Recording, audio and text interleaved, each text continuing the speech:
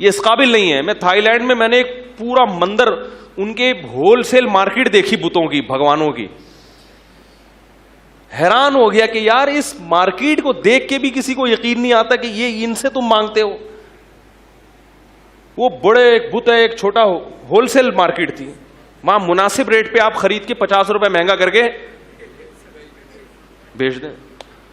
ہے بھائی, یہ تو ایسا ہی ہو گیا, ابا آپ نے گروی رکھوا دیا کہیں دکان پہ, ٹھیک ہے, اور قرضہ لے لیا یا اس سے راشن ڈلوا لیا. ابا کی اس سے بڑی توہین کوئی ہوگی؟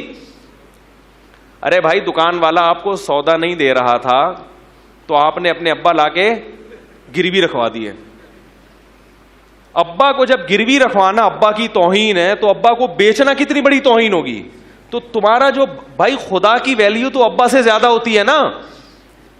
ارے بھائی, تمہارا جو بھگوان ہے وہ ایک طرف تم اس کو حاجت روا بھی مانتے ہو, دوسری طرف تم ہول سیل کے ریٹ الگ ہے, ریٹیل پہ 5 بھگوان کے ساتھ 1 فری